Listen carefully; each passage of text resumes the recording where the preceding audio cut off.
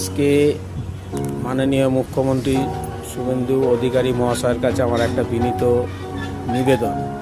আমি নাই করে 50-এর উপরে আমার বয়স হয়েছে, তো আমি রাজনীতি করি না, অবশ্য রাজনীতি পছন্দ করি না। আর আমি সিপিএমের আমলে দেখেছি, তৃণমূলের আমলে দেখেছি, আমরা যারা লেবার শ্রেণীর লোক মানে তাদের কোনো জায়গাতে কোনো একটা স্থায়ীকরণ নেই।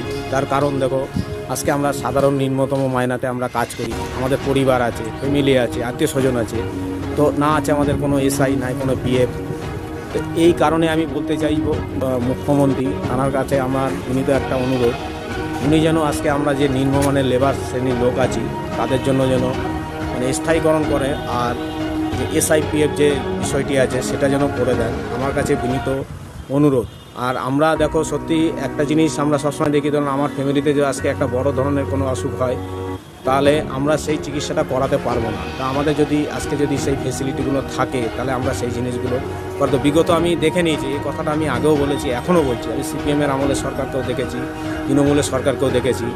আর এই যে বিগত যে সরকারের কাছে, এই সরকারের কাছে আমি হাত জোর করে বিনতি করব যে আমাদের যেন এই যে আমার যে একটা কাকুতি মিনতি অনুরোধ, এই অনুরোধটি যেন এই সরকার যেন আমাদের রাখতে পারে। বা আমি একটা দাবি রাখছি, দাবি বলতে কিছু না, যে আজকে বাড়িতে যদি গার্জেন থাকে, যে গার্জেনের উপর একটা দাবি করতে পারি, তো সেই হিসাবে আমি আজকে মাননীয় মুখ্যমন্ত্রী আমাদের নতুন যে হয়েছেন শুভেন্দু অধিকারী মহাশয়, ওনার কাছে আমি একটা অনুরোধ রাখছি যে আমাদের মতো লেবার শ্রেণীর লোক যারা আছে তাদের জন্য যেন এই পরিষেবাটা প্রত্যেক জায়গায় যেন চালু থাকে বা করা হয়। আমি আর কিছু বলতে চাই না। উনি আশা করব উনি আমাদের বাংলাটা খুব ভালোভাবেই চালাবে, এটুকুনি বলে আমি জয় হিন্দ, বন্দে মাতরম।